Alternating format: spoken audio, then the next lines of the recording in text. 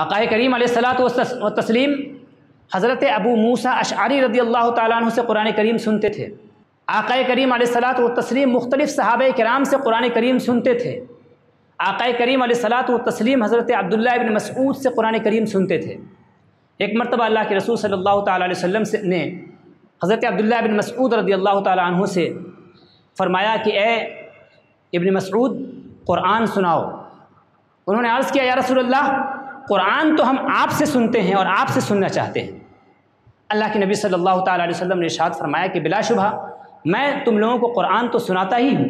لیکن آج میں چاہتا ہوں کہ میں تمہاری زبان سے قرآن سنوں تاکہ مجھے بھی قرآن کے سننے کی نعمت حاصل ہو سکے، مجھے قرآن کے سننے کی نعمت حاصل ہو سکے۔ چنانچہ حضرت عبداللہ بن مسعود رضی اللہ تعالیٰ عنہ نے قرآن کریم کی تلاوت شروع کی۔ آپ نے سورہ نساء کی تلاوت شروع کی، یہاں تک کہ پڑھتے پڑھتے وہ اس آیت کریمہ پر پہنچے فَكَيْفَ إِذَا جِئْنَا مِن كُلِّ أُمَّةٍ بِشَهِيدٍ وَجِئْنَا بِكَ عَلَى هَؤُلَاءِ شَهِيدًا۔ فَكَيْفَ کیا عالم ہوگا، کیسی شان ہوگی، کیسی عظمتوں کا ظہور ہوگا۔ اذا جئنا جب ہم ہر امت سے گواہ لائیں گے، وجئنا بک علی ہؤلاء شہیدا اور ان تمام لوگوں پر ہم آپ کو گواہ بنائیں گے۔ وہ نبی کریم صلی اللہ تعالیٰ علیہ وسلم یہ تمام انبیاء کے گواہ ہیں اس بات کے کہ انہوں نے اپنی اپنی ذمہ داریاں انجام دے دی، اور یہ امت محمدیہ بھی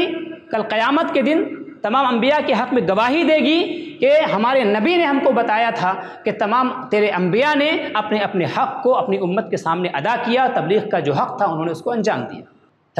حضرت عمر رضی اللہ تعالیٰ عنہ کی حالت یہ ہوتی تھی، ایک مرتبہ انہوں نے قرآن کریم کی آیت سن لی، سورہ طور کی آیتیں سن لی، والطور وکتاب مسطور فی رق منشور والبیت المعمور والسقف المرفوع والبحر المسجور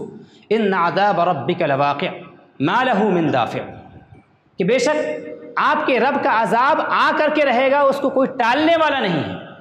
یہ آیت کریمہ جو سنی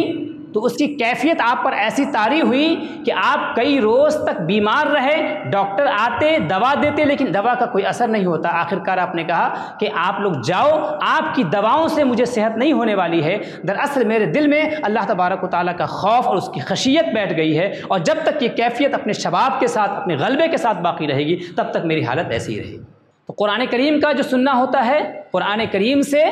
کہ سننے سے کیا ہوتا ہے کہ انسان کی آنکھوں سے آنسو جاری ہوتے ہیں، انسان کے دل میں اللہ تبارک و تعالیٰ کی محبت پیدا ہوتی ہے، کبھی کبھی احساس گناہ کی وجہ سے انسان کے قلب میں اضطراب پیدا ہوتا ہے، بے چینی پیدا ہوتی ہے،